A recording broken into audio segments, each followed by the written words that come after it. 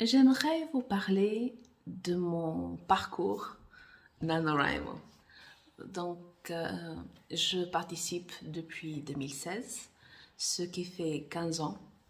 Ça me rajeunit. Ça fait 15 ans que je participe. Ça fait 15 éditions que j'ai gagnées.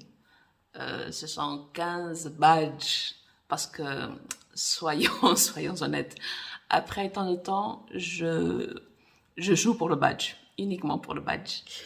Et j'aimerais revenir sur ces différentes années avant, avant qu'on se lance dans la prochaine édition, dès le 1er novembre. Et ça va être un défi de mon côté. Mais bon.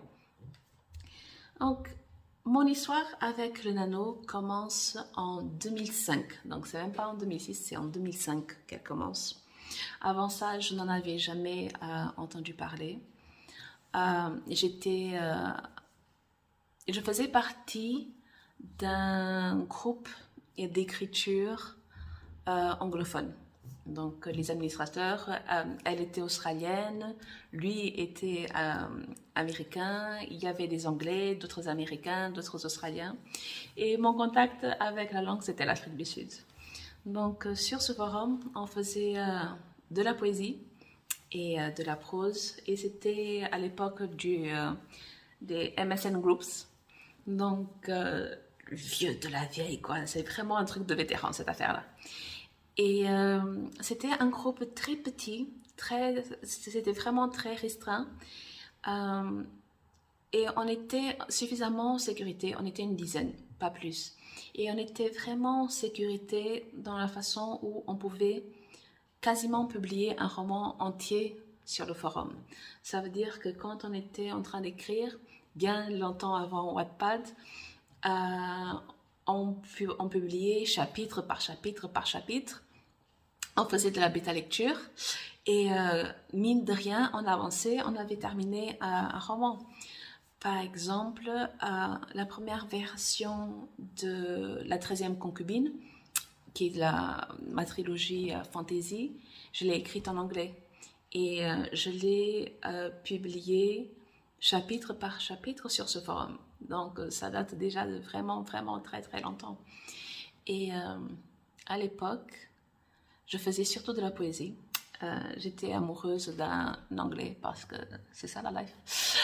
J'étais amoureuse d'un anglais et j'écrivais énormément de poésie. J'ai des centaines de poèmes écrits en anglais. Et je me faisais bêta lire là aussi. On me corrigeait, on m'aidait à m'améliorer. Donc pendant 2-3 ans, c'était un exercice régulier, pour ne pas dire quotidien.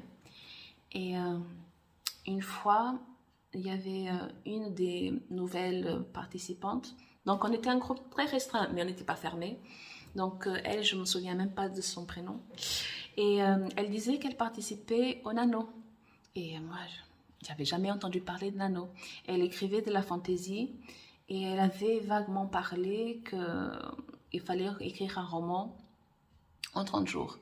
Et comme c'était ce qu'on faisait sur le forum, et bien, elle postait chapitre par chapitre.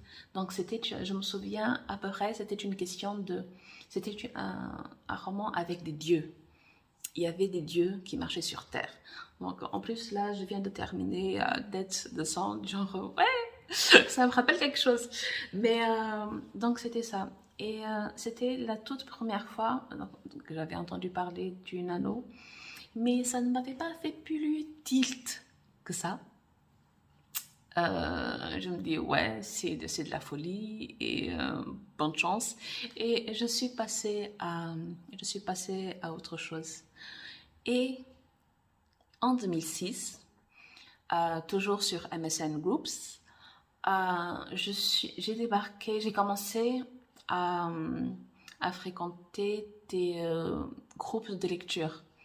Et à l'époque, c'était l'ère de Biblionet.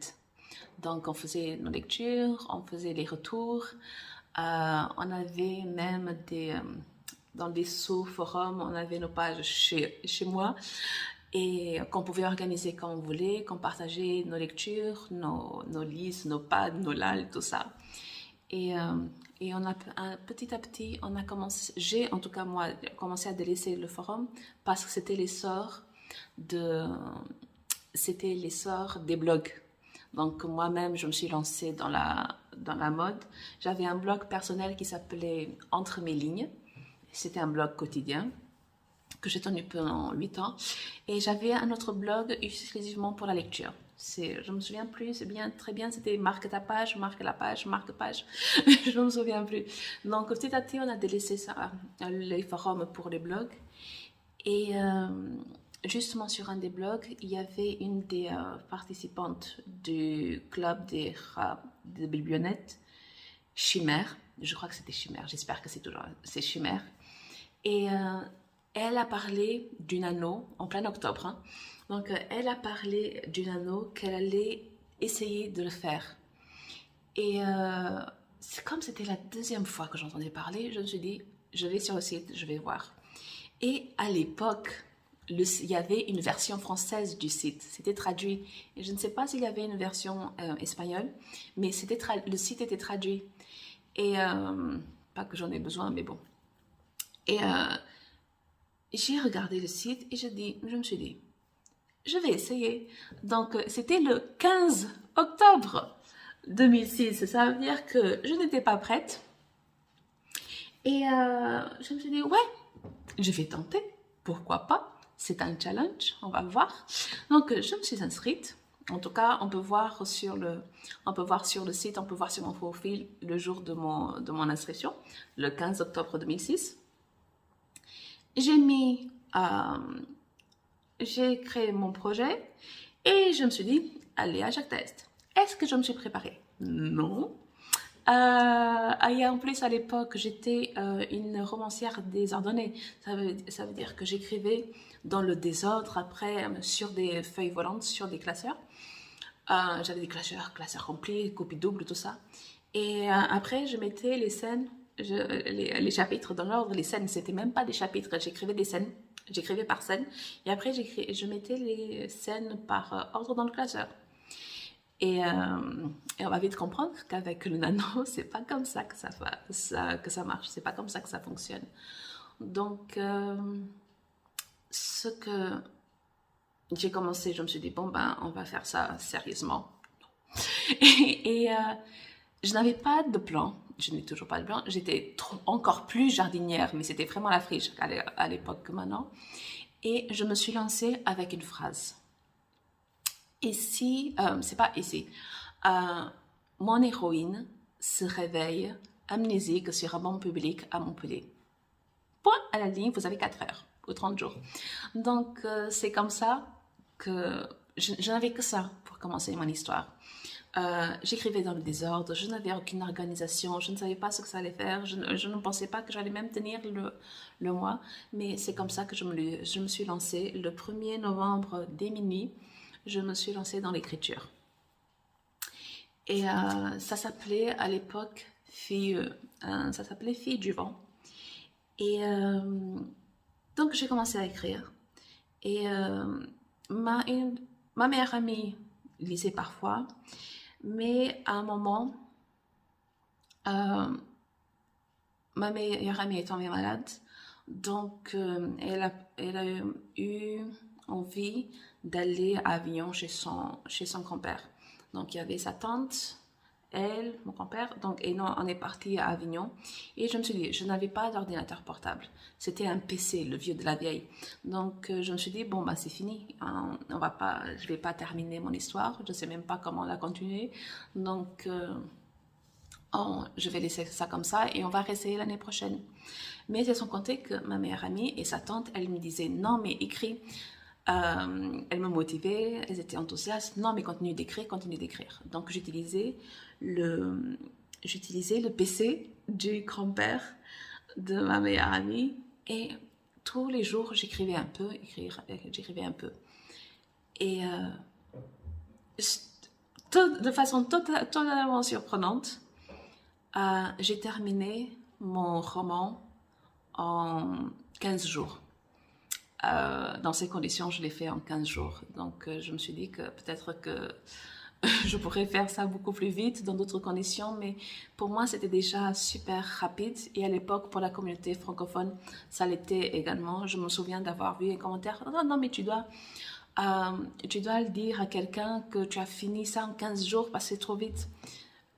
On était d'une naïveté, vu qu'il y a des gens qui font du 50K dans la journée, en 15 jours, mais c'était d'une naïveté, vraiment. Et cette histoire, je l'ai corrigée, je l'ai fait corriger par Vanessa Dufras il y a quelques années. Elle n'a pas beaucoup changé, quoique j'ai envie de la retoucher, parce que c'est un roman féminin. À l'époque, je faisais surtout du roman féminin, même si je lisais beaucoup de romances. Et j'ai envie de transformer en romance. C'est l'histoire donc de Clara, on ne sait pas si c'est son prénom ou pas, qui se réveille sur un banc à côté de la place de la Comédie à Montpellier, plutôt du côté du Champ de Mars. Et elle est toute de blanc vêtue, elle a un sac à dos. Dans son sac à dos, il y a des tenues toutes neuves, des brosses à dents, tout ça encore dans le plastique. Et il n'y a pas de papier, il n'y a pas de document, il y a juste un carnet avec des citations, des collages, et il y a des citations avec le même nom qui revient tout le temps, Clara, Clara, Clara. Donc, faute de mieux, on va l'appeler Clara. Et alors qu'elle est en train de paniquer sur ce banc, il y a un jeune homme qui arrive. Il est métis, il a des dreadlocks, il est tout de noir vêtu, il fume la pipe. Et j'ai toujours adoré le côté où c'est un jeune homme, pas même trentenaire, qui fume la pipe. Je pensais que ça donnait un super style parce qu'il est super moderne avec les dreadlocks, avec ses tenues, avec tout noir vêtu, avec, vous voyez les pantalons qui ont des harnais, des bracelets en cuir, tout ça, tout ça. Et il fume la pipe, comme un vieux. Et il voit qu'elle est en train de paniquer et ce qu'il fait, c'est qu'il la ramène chez lui en colocation. Et il est en colocation avec d'autres personnes et avec la propriétaire de la maison, Annick, qui est française, et les autres sont de différentes nationalités. On a une anglaise d'origine japonaise, on va avoir un italien, on va avoir une brésilienne. Et c'est dans cette sorte d'auberge espagnole qu'on se rend compte que Clara parle plusieurs langues. Et en plus, elle parle toutes les langues de façon presque maternelle, des genres, comme si elle était une native. Donc, c'est encore plus compliqué de découvrir qui elle est. Parce que, donc, ok, elle n'est pas française. Ou alors, elle est française, mais pas que. Ou alors, elle a vécu à différents endroits, mais elle parle anglais, elle parle portugais, elle parle allemand, elle parle italien. Du genre, qui est-ce? Donc, d'où elle sort? Et elle n'a aucun souvenir. Et là, quelque chose de très particulier, c'est qu'elle a des griffes de chien sur le visage. Donc, la moitié de son visage est totalement griffée. Et on ne sait toujours pas où chercher son identité. Donc, ça, c'était mon anneau 2006. Et après